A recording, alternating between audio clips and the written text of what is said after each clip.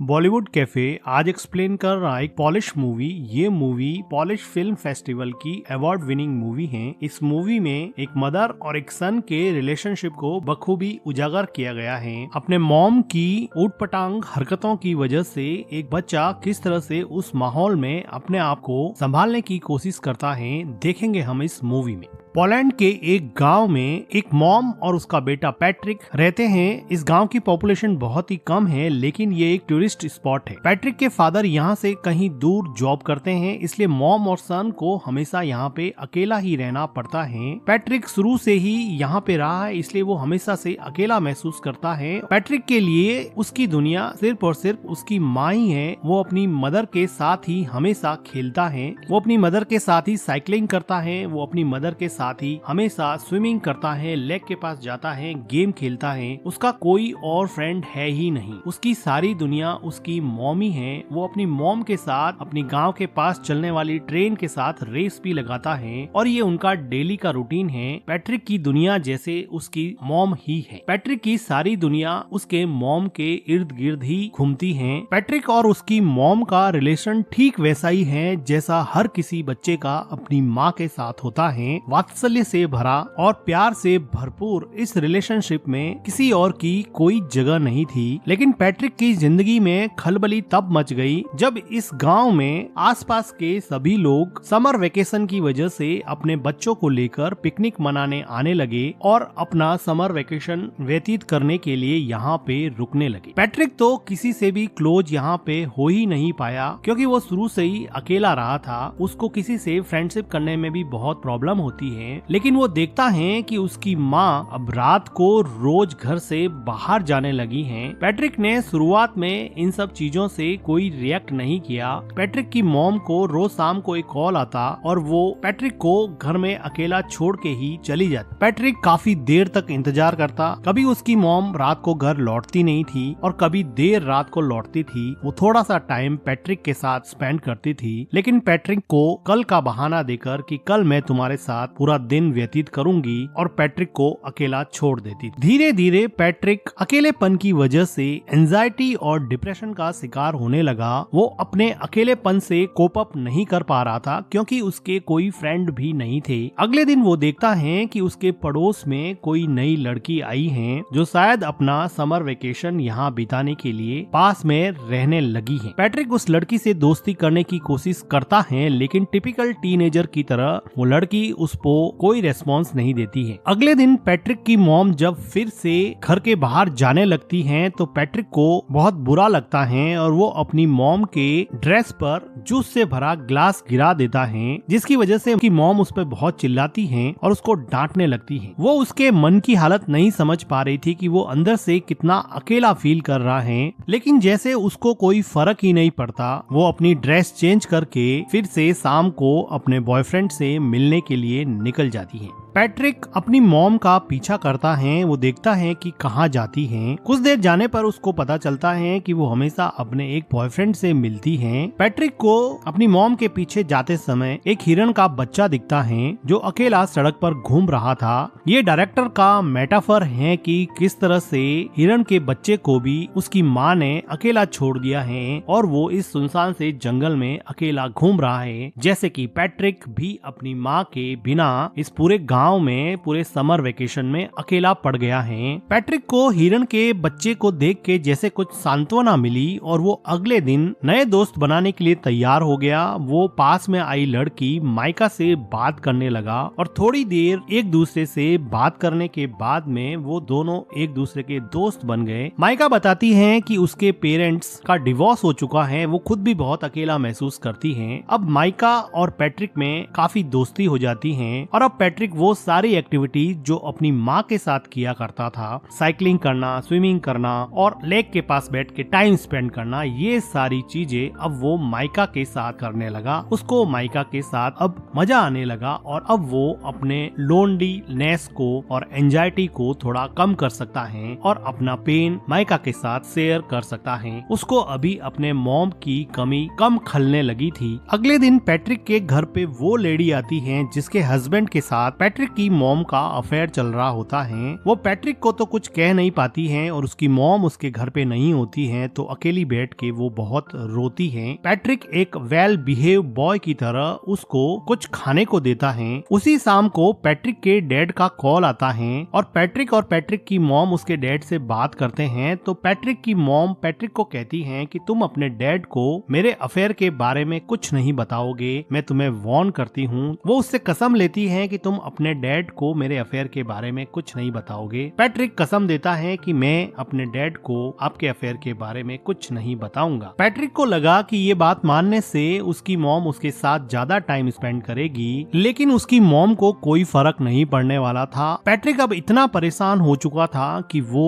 Main door की keys भी छुपाने लगा। वो अपनी मॉम को जाने से रोकने लगा, लेकिन उसकी मॉम उसको मार के उससे लड़ झगड़ के भी अपने बॉयफ्रेंड से मिलने जाती थी। पैट्रिक चाहे अकेला बैठ के कितना भी परेशान हो, उसको जैसे कोई फर्क ही नहीं पड़ता। पैट्रिक के लिए अब एकमात्र सहारा उसकी नई नई दोस्त माइका थी, जिसके साथ वो काफी टाइम स्पेंड किया करता था और यहाँ के पिकनिक स्पॉट लेक में स्विम करता और वहाँ पर गेम खेलता। लेकिन उसकी ये खुशी ज्यादा दिन चलने वाली नहीं थी, क्योंकि माइका को यहाँ पर एक उनकी उम्र से काफी बड़ा लड़का परेशान कर रहा था। ऐसा लग रहा था कि माइका इस लड़के से बहुत डरती है। पैट्रिक इतना छोटा था कि इस गैंग से माइका को बचाने के लिए वो कुछ भी नहीं कर पाया, लेकिन उसको मन ही मन बहुत हर्ट हुआ, क्योंकि वो लड़का माइका को वार्न कर रहा था कि तुम इस लड़के से नहीं मिलोगी, तुम सिर्फ मेरे से ही मिलोगी। उसी रात को पैट्रिक अपनी मॉम का जब पीछा कर रहा था तो वो देखता है कि माइका और वो बड़ा लड़का एक दूसरे के साथ काफी टाइम स्पेंड कर रहे हैं, जिसको देखकर पैट्रिक को लगा कि अब उसकी जिंदगी वापस से अकेलेपन का शिकार होने वाली है। वो काफी मायूस हो जाता है। वो घर पर भी काफी टाइम तक अपनी मॉम का वेट करता। जब देर रात उसकी मॉम घर पे आती तो पैट्रिक उससे अपना टाइम मांगता, लेकिन वो थक हार के सो जाती और पैट्रिक उसकी मॉम के आने के बाद में भी अकेलेपन का ही शिकार रहता।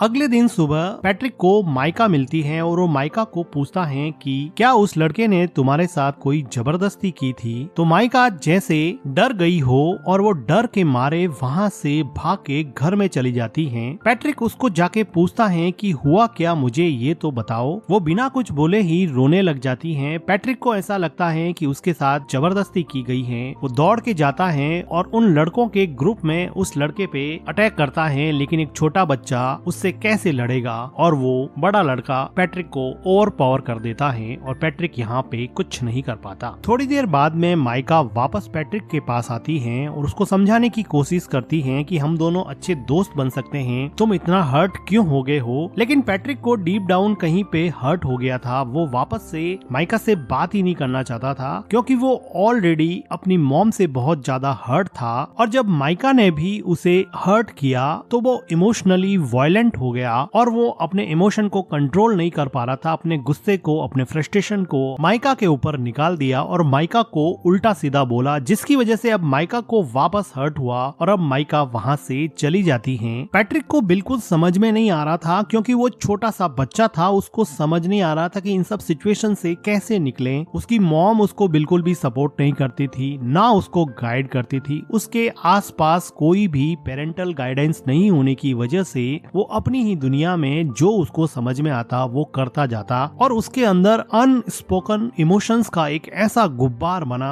जिसकी वजह से वो बुरी तरह से फ्रस्ट्रेट हो गया। उसी रात को पैट्रिक की माँ घर पे रोती हुई आती है। ऐसा लग रहा था कि उसके बॉयफ्रेंड के साथ उसका झगड़ा हुआ है या फिर ब्रेकअप हो गया है। पैट्रिक की मॉम काफी दिनों तक उदास रहती हैं, लेकिन पैट्रिक अपनी मॉम को अपने पास में देख के काफी खुश रहने लगा है। वो अपनी मॉम की काफी केयर करता है। एक रात अचानक उसके डैड वापस लौट आते हैं और दोनों के लिए बहुत सारे गिफ्ट लाते हैं। पैट्रिक को अब लगा कि अब उसका समर वेकेशन बहुत अच्छे से निकलेगा, क्योंकि उसके डैड ने उससे प्रॉमिस किया था कि मैं समर वेकेशन तुम्हारा साथ में बिताऊंगा। अभी एक अच्छी फैमिली की तरह खूब अच्छा टाइम स्पेंड करते हैं और पैट्रिक अपने मॉम और डैड को एक साथ देख के बहुत खुश होता है और उसका लोनलीनेस जैसे धीरे धीरे गायब होने लगा था। उसकी एंजाइटी कम होने लगी थी। तो एक रात पैट्रिक के डैड चेस खेलते हुए उससे पूछते हैं कि क्या तुम्हारी मॉम मेरे जाने के बाद में किसी से मिलती थी या रात को लेट आती थी।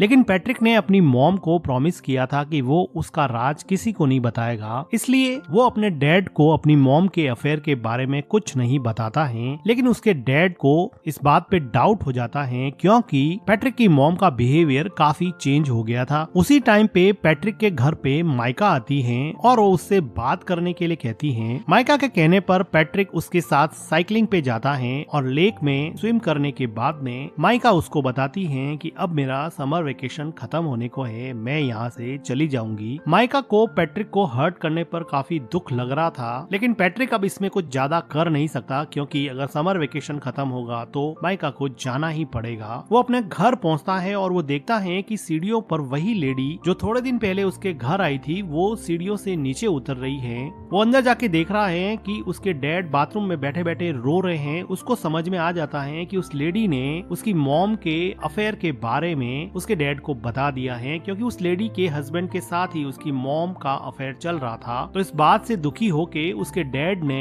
अब ये डिसाइड किया है कि अब वो यहाँ नहीं रहेंगे और वापस जॉब करने चले जाएंगे और शायद कभी वापस नहीं आएंगे। पैट्रिक की मॉम पैट्रिक के डैड को समझाने की कोशिश करती है, लेकिन जब आप रिश्तों की बुनियाद विश्वास को ही हिला देते हैं, ट्रस्ट को ही खत्म कर देते हैं, तो किसी भी इंसान को रोकना लगभग नामुमकिन सा हो जाता है। पैट्रिक के डैड अब यहाँ से चले जाते हैं। समर वेकेशन खत्म हो जाता है। अब पैट्रिक को स्कूल जाना होता है। पैट्रिक की मॉम पैट्रिक को तैयार करके स्कूल छोड़ने जाती हैं। वो दोनों सड़क पर चल रहे हैं, दोनों एक दूसरे से बात भी नहीं कर रहे हैं। पैट्रिक को अपनी मॉम पे बहुत गुस्सा है क्योंकि उसकी मॉम की वजह से उसके डैड उसको छोड़ के चले गए। उसके सेल्फिश बिहेवियर की वजह से वो किसी से घुल मिल नहीं पाया। वो मेंटली इतना ब्लॉक हो गया कि दूसरे बच्चों से बात भी नहीं कर पाता था और ना ही उसको अपनी मॉम का प्यार मिलता। अब वो रेलवे ट्रैक को क्रॉस करने वाले हैं। उसकी मॉम आगे जा रही है, बच्चा पीछे छूट जाता है, जो कि डायरेक्टर का मेटाफर है कि आप अपनी जिंदगी में आगे बढ़ रहे हो और बच्चों को आपने पीछे छोड़ दिया है। और इन दोनों के बीच में न जाने कौन सा